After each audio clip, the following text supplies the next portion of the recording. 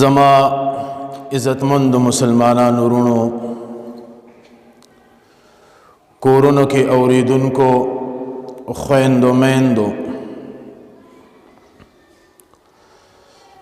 دنیا دا د انسان د پاره دار العمل دی. دنیا کې به انسان عمل کی او د دنیا په مقابله کې اخرت دا دار الجزا دی او هغه بیا د بدلې ځای دی.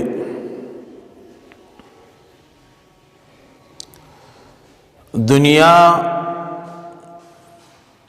دا زما ستا د پاره د تمام انسانانو د پاره الله د عمل یو میدان ګرځولې دی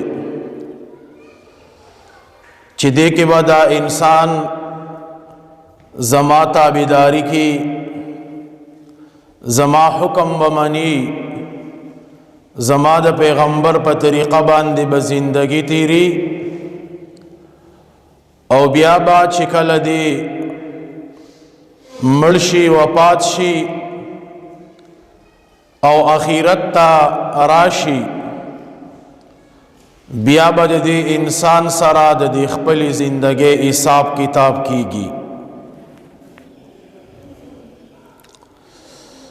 نو دنیا د عمل زیده او دا د عمل میدان دی. نو مونږ لدلته دا لږ وخت دا د الله پاک په احکاماتو باندې او د نبی کریم صلی الله علیه وسلم په طریقو باندې تیرول دا پکار دی.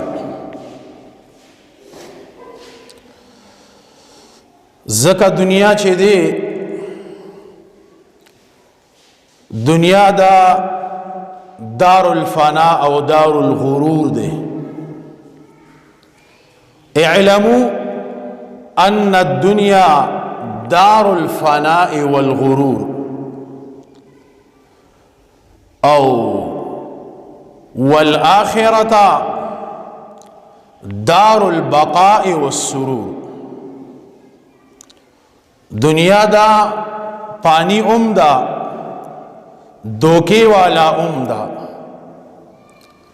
او آخرت چه دی آغا باقی دی او بیا د همیشه همیشه د خوشحالو زیده.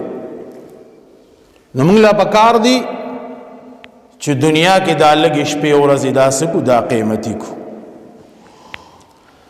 حضرت عثمان رضی الله عنه فرمائی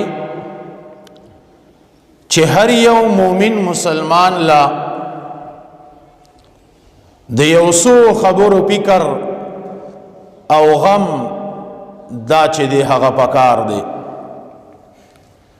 چې ما چتا دې خبرو کې زه چتا دوکه نشم دې خبرو کې چتا زه بل طرف ته وانه وړم. نو هغوی د خپل قول کې یو څو خبرې ذکر کړې دي. یو دا چې د اولاد مینه او محبت د اهل عیال مینه او محبت تا د الله د ذکر نه غافل نه کی. یو بته د خبره غم کې یو غم د مؤمن مسلمان سدي یو غم د مؤمن مسلمان دادي چې د اهل عیال مینا د الواد مینا تا د الله د ذکر نه او د الله د یاد نه غافل چې دی هغه نه کی.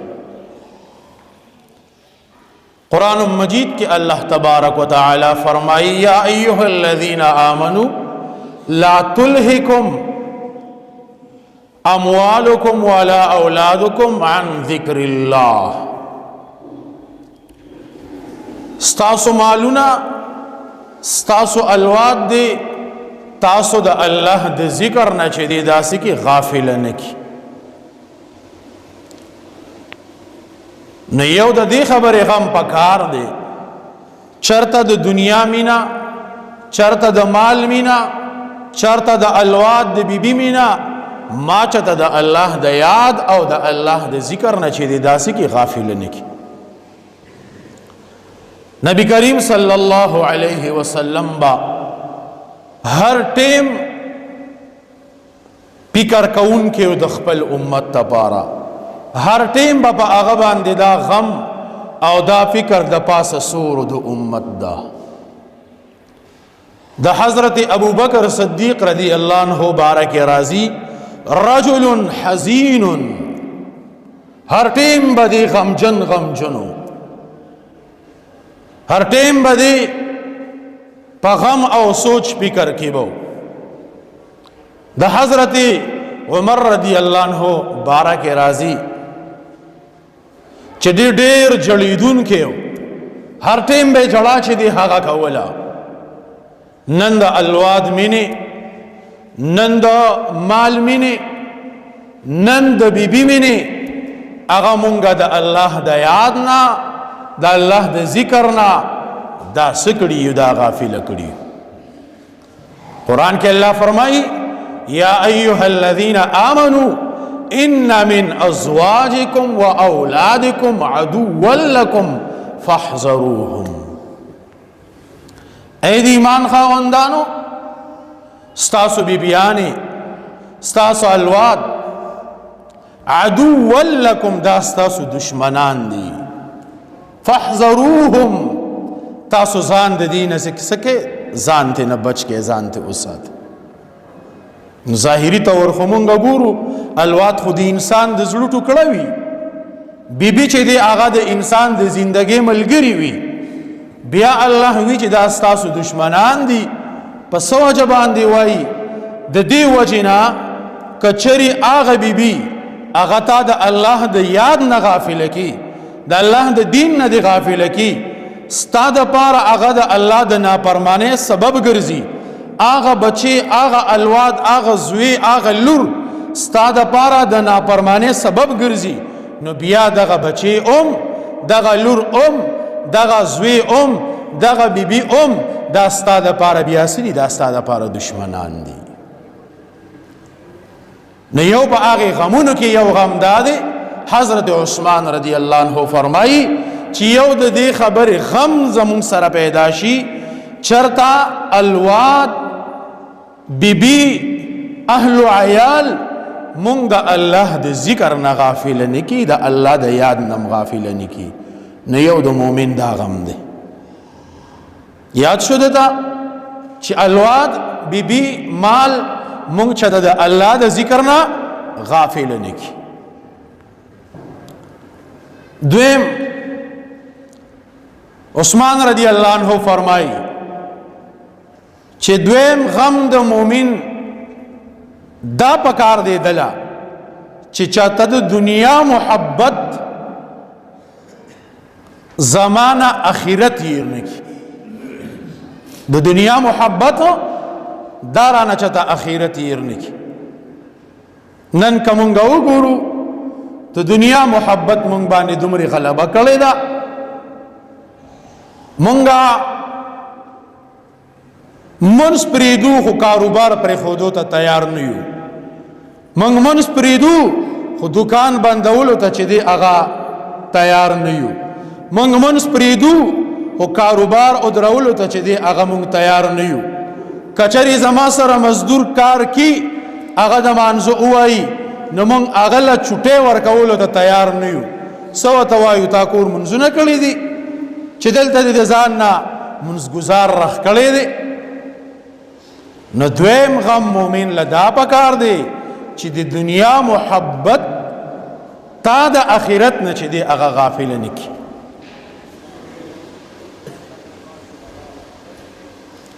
حضرت ابو بکر صدیق رضی اللہ عنہ خلیفہ دے امیر المؤمنین دے. یو واره ورته بیبي وایي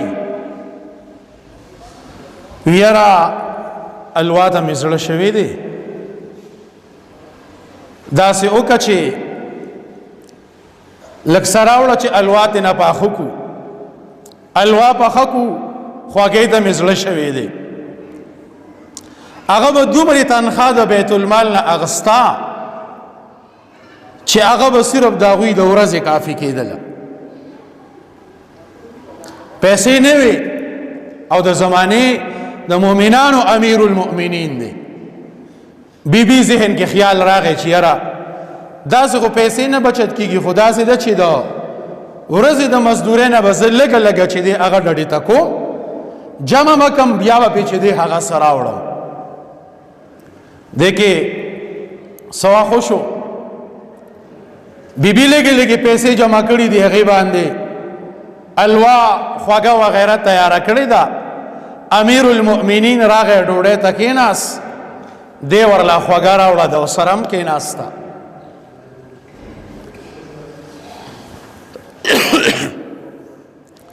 چې کله دی ډوډۍ ته کېناستو، امیر المؤمنین تپوس کی بیبي د الوا کوم ځای وه، د خواږه کوم ځای وه؟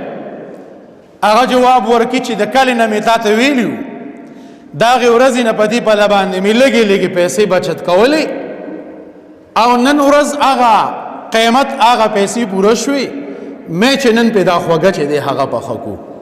وی ښه پته لګي چې زما دا کومه تنخواه چې ده دې کې دومره پیسې زموږ د ضرورت نه سیواګرې دي، لہذا دا اډرې وکړو چې زما د تنخواه نه دغه پیسې کټ کړې، ځکه چې دا زما په تنخواه کې د ضرورت نه سیوا چې دی هغه بچت پاتې کېږي.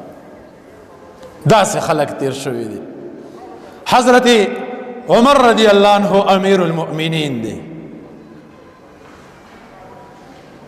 د بار ملک نه خوشبویی راله، عطر رالو، مال غنیمت کې بیبي دا خواهش کو یا امیر المؤمنین زما زړه دا غواړي چې دا خوشبویی زه تقسیم کم په مؤمنانو باندې.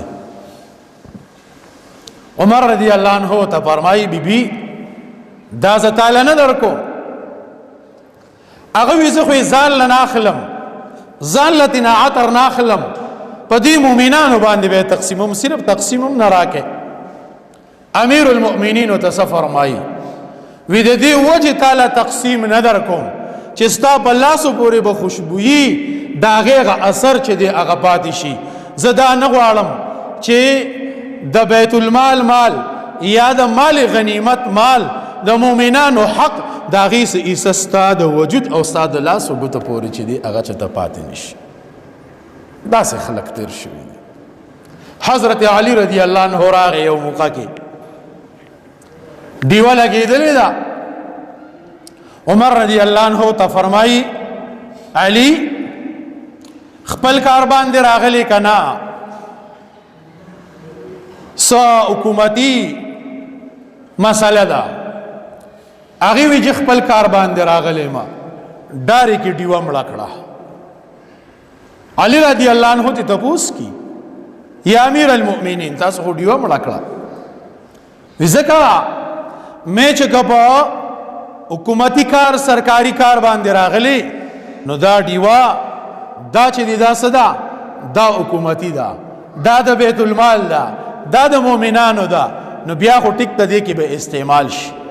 او که نه ته په خپل ذاتي کار باندې راغلی نو زه بیا دا نه غواړم چې د بیت المال مال د مؤمنانو حصه هغه زما ستا په ضرورت کې چې دی هغه استعمال شي. داسې خلک داسې تیر شوي دي. نن به موږ داسې وکړو، موږ له خو چې سرکاري څیز په لاس راشي موږ ترې نه پیدا خلو، موږ وایو راشه ځم سرکاري څیز دی ښه استعمال کا، بیل به څوک ډکي په چا پسې به ځي. دا څو دا د هغې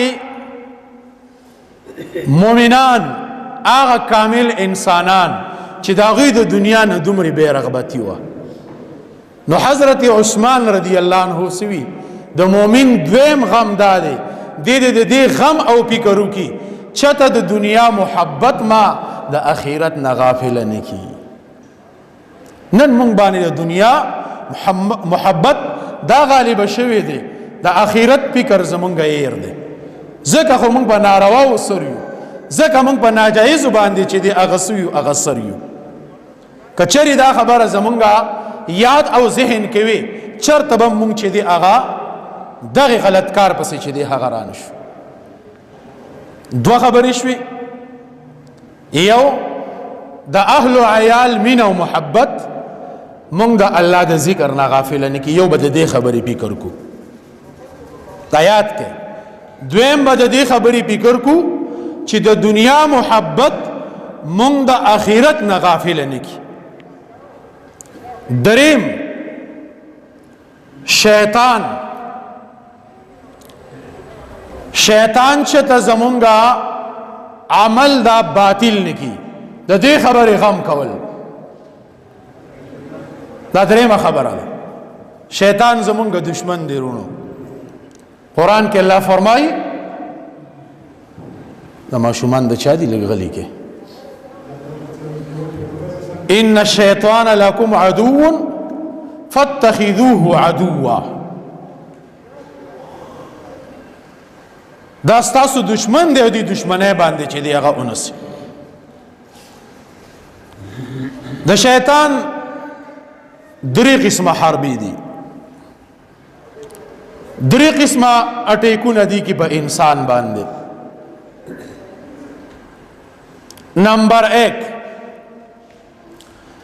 شیطان با تا باندې په عمل کې تاخير کی. څه مطلب؟ ستا په دې زړه کې د نیکۍ یو اراده وي، خدای شیطان به یې مړه نن نه سبا به وکړي.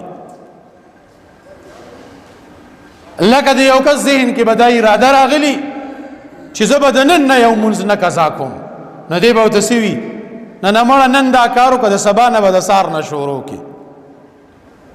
چې سهار شي بله بانه به یې راته رخ کړي، مړه د بلې ورځې نه به شروع کړي.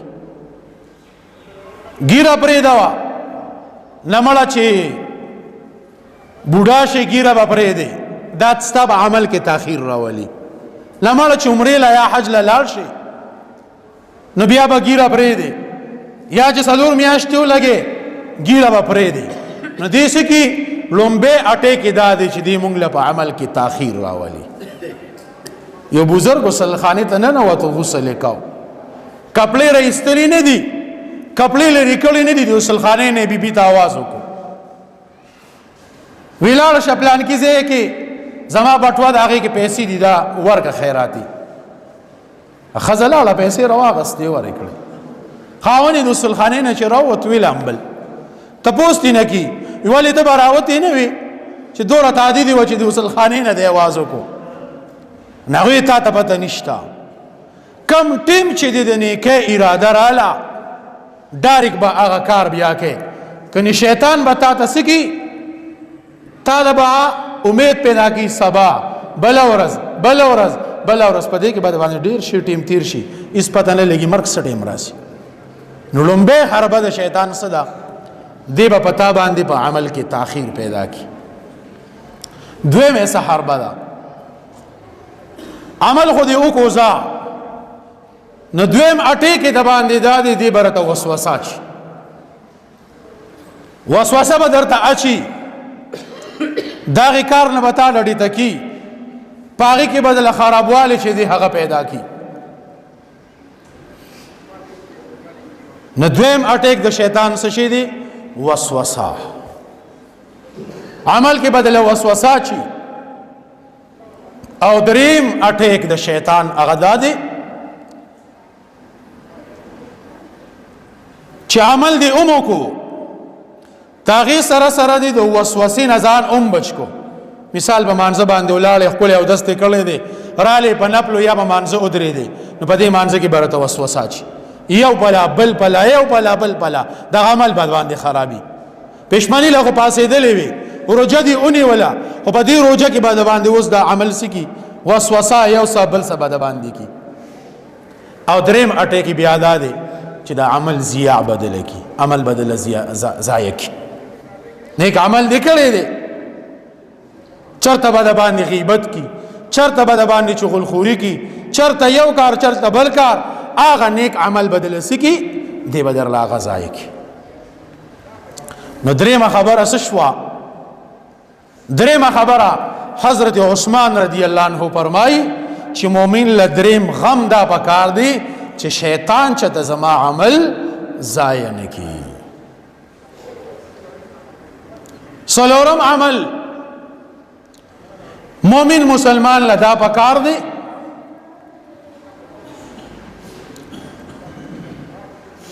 چې کرامن کاتبین چته زما بد عمل اون لکی، چې کرامن کاتبین ته موقع میلاو شي او زما بد عمل چته اون لکی، د دې خبره غم او فکر کول.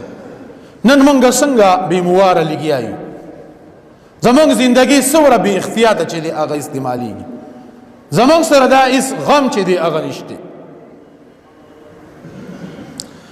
مجدد الفسانی رحمت الله علیه فرمایي چې زمونږ په دې بزرګانو مشایخو کې داسې خلق تیر شوی دی چې د شلو کالو پورې هغوی کرامن کاتبین له د ګناه لیکلو موقع نه ده ورکړې.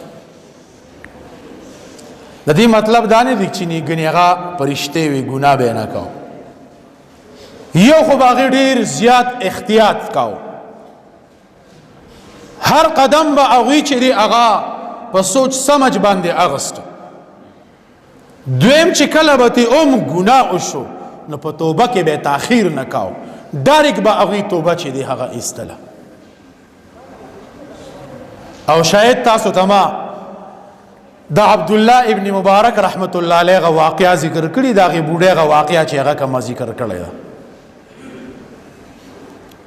د حج په موقع ورسره میلاو شوه، لویه واقعه ده، اجمالا به درته وایم، ما ویلې ده یو پیره تاسو ته چې کله یې د هغې بچو خواله بوتله، دا بچو نه تپوس کړي چې ستاسو دا مور خو زه سره خبرې کوم او دا ماله د قرآن آیات په جواب کې راکړي.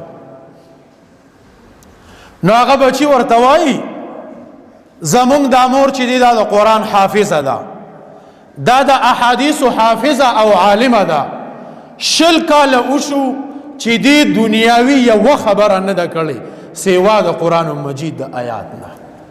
زمونږ سره چې خبره کی د قرآن آیات راته وایي د هغې مفهوم نه مونږ معلومو چې د دې د خبرې مقصد چې دی هغه دا دی.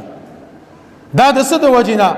د الله د یېرې د وجې نه چېرته زما د خولې نه داسې خبره ونه وځي چې هغه د کرامن کاتبین فرشتې ولیکي او زما د نیولو او زما د غریب سبب چته هغه ونه ګرځي.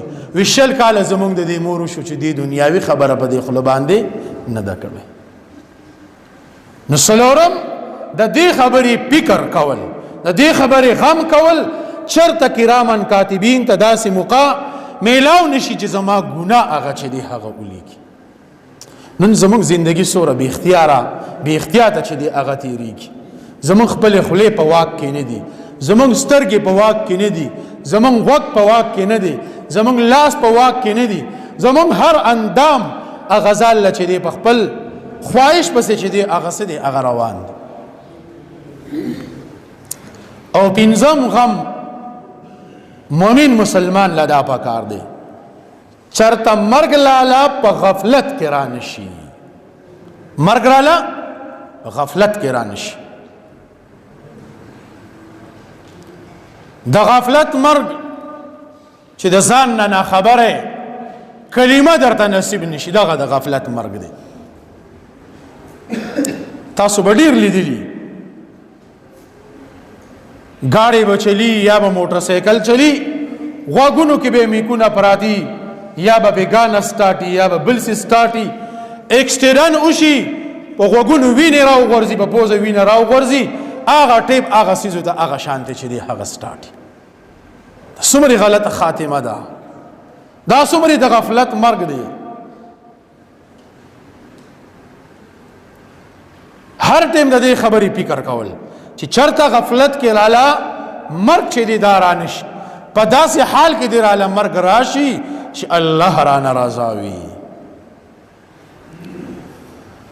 او کم سړی چې دا وي چې مال د غفلت کې مرګ رانلی، ناغه د دوه کارو کې آسان کارونه دي. محدثین لیکلي دي ښا دوه آسان کار دي. څوک وی چې مال د غفلت کې مرګ رانلی نو دوه کار دي کی یو کار دې سکی میسواک دې استعمالي د میسواک سنت دې خپل کی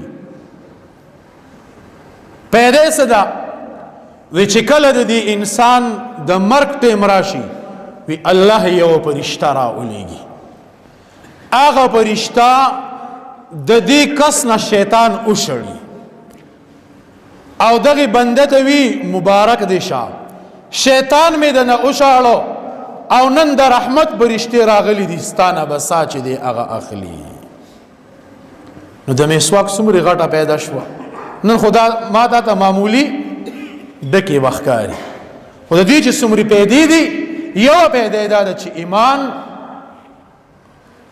دا به الله سلامت کی مرګ چې د راضي په ایمان سره بدل مرګ چې د هغه سکیږي هغه راضي نه یو خاتمه چې به ایمان غواړي یو څه شي دی میسواک دا سنت خپلول او دویم مشایخ وسلی کلی دی د اولیاء نیکانو صحبت د عالمانو صحبت حدیث کی راضی کنا لا یشقى جلیسهم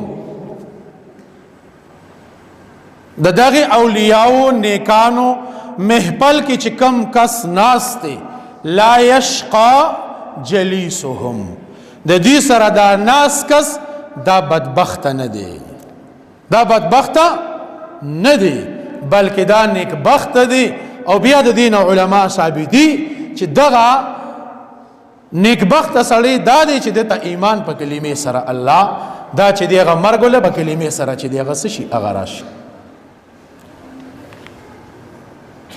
الرحمن بابا فرمایي کنا چې په مجلس ته عالمانو بسره زرشي کوي کانی یا ویلوټه د صحرا نو دوی پنځم نمبر غم د مؤمن مسلمان سدي دادي چې د دې خبرې غم کول چې مال چرتا غفلت کې مرګ رانه شي په داسې حال کې مرګ رانه شي چې غافل او الله رانه چې دی هغه سوي هغه یې خواجه فرید الدین عطار رحمت الله علیه دا هغه عالم او هغه بزرگ دی تذکرۃ الاولیاء کتاب چی لیکلی دی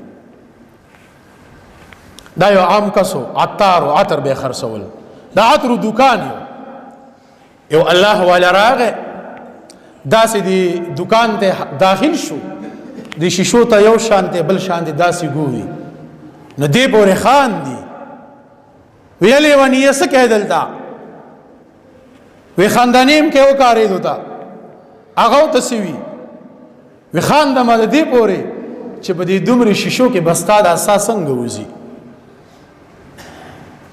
وستا سره زما فکر دی ستا به څنګه ساوځي نا بزرګ ته وی زما به دې ساوځي په غزه باندې سم لاس صادره واغوس وی زما به دې ساوځي کلمه وی او سم لاس فرید الدین عطار رحمت الله علیه چې خواله راغه صادره ته وچت کو هغه قشانته وباس شي خواجه فرید الدین چې او قاتل داغه د आवाज په زړه باندې تندر گزار او لګید چې واقعي د خدا سسا او خوته زما بسنګ ساخیش زما بسالی د حق زینه توبه او استلا هغه ارسه پرې خودو دا عطار ته په دې بنیاد باندې وای خواجه فرید الدین عطار رحمت الله علیه نبیاتنا الله سرخ کو داغه توبه د وجنا الله ته یو لوی هستی روغه کیا او تذکرۃ الاولیاء کم کتاب چې دی دایو ولیک نشپغم نمبر غم حضرت عثمان رضی الله عنه فرمای چې مؤمن مسلمان لشپغم غم د سشي پکار دی دا الله د خفیه تدبیر نه یریدل موږ څومره نیک اعمال کو خدای الله تدبیر خو موږ ته نه دی معلوم کې دي شي الله زموږ د عمل قبول نه کی